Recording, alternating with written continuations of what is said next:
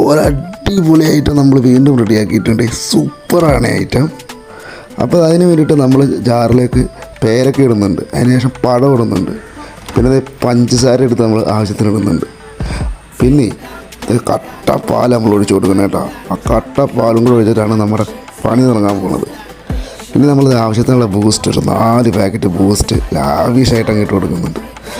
അത് ഇട്ട് മിക്സിയുടെ ജാറ് അടിച്ചിട്ട് പതിപോലെ നമുക്ക് കിടലിനായിട്ടൊന്ന് ബ്ലെൻഡ് ചെയ്തെടുക്കണം. അപ്പോൾ അതിന് വേണ്ടിയിട്ട് നമ്മൾ മിക്സിയിലേക്ക് ജാറ് വെച്ചിട്ടുണ്ട്, ബ്ലെൻഡ് ചെയ്തെടുത്ത് എടുക്കുന്നുണ്ട്.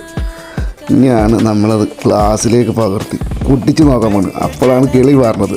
നമ്മളിത് ഗ്ലാസ്സിലേക്ക് ഒഴിക്കുന്നുണ്ട്. 2 ഗ്ലാസ്സിലേക്കാണ് നമ്മൾ സെർവ് ചെയ്യണം. നല്ല കട്ടിയുള്ള ഷേക്കാണ്. അത് ഒഴിച്ചിട്ട് നമ്മൾ ഇപ്പോൾ അത് ടേസ്റ്റ് ചെയ്ത് നോക്കും. അപ്പോൾ നമ്മുടെ കിളി പോകുന്നുള്ള കാര്യം 100% ഉറപ്പാണ്. നമ്മൾ ഐസ്ക്രീമൊക്കെ ഇട്ട് സെറ്റ് ചെയ്ത് വെച്ചിട്ടുണ്ട്. അപ്പോൾ ഓക്കെ, ബൈ.